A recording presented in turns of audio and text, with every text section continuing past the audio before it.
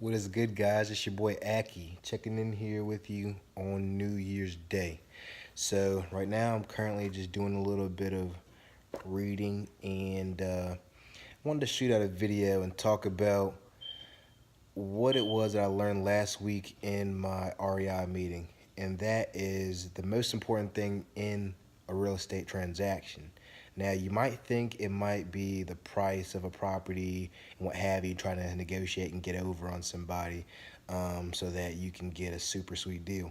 But what I learned was that that's not even what you want to be negotiating. The number one thing that you want to be negotiating when it comes to your deals is the terms.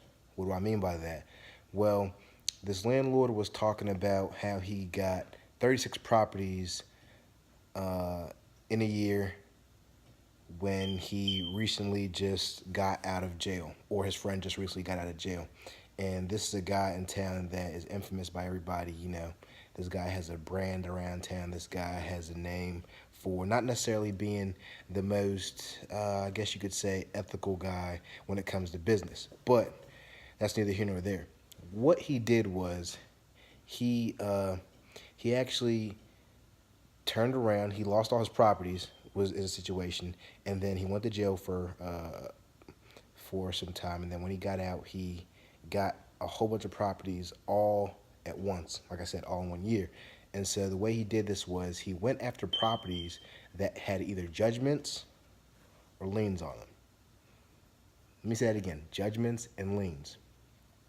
What this does when you're going after property is it gives you room for just massive leeway when it comes to negotiation and the terms. So these people don't necessarily want to get the full amount of money up front. What they want to do is when they're selling, or if they are selling, they want the property and the problem to be off their hands, whether that be a fire damaged property, whether that be,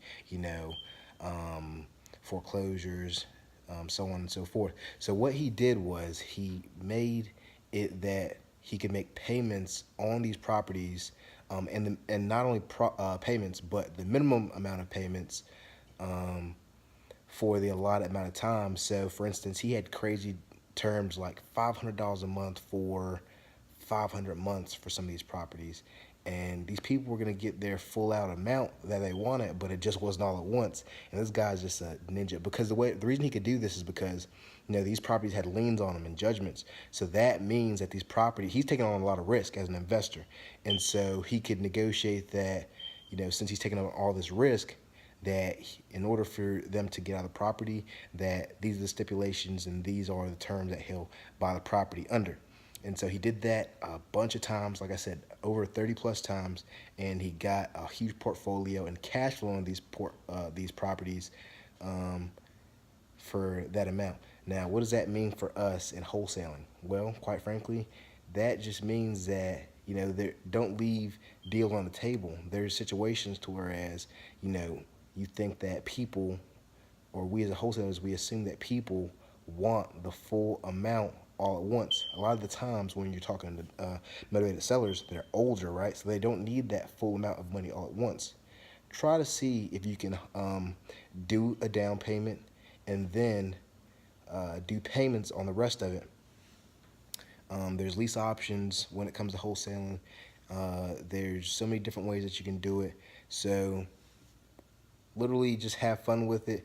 There's so many different ways that you can negotiate terms when it comes to real estate, wholesaling, and renting out properties, leasing, and what have you. So, I mean, there's a bunch that I'm learning from this REI group, and when I go to this meeting this week, hopefully I have more to bring you guys. But I know I didn't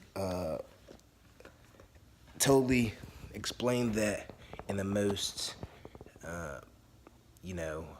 cognitively efficient way, but when it comes to terms, this is something that really got my gears twisted in my head. And so I'm definitely not going to be leaving money on the table this year, because there's a whole bunch of situations I had this past year where, you know, there's people with mortgages and people still had situations where they didn't have quite all the equity, but I still could have made things happen. So yeah, that's really it. If you guys got any questions, please feel free to leave a comment in the box below or go ahead and message me. And that's really all I got for this one. Talk to y'all later. Peace.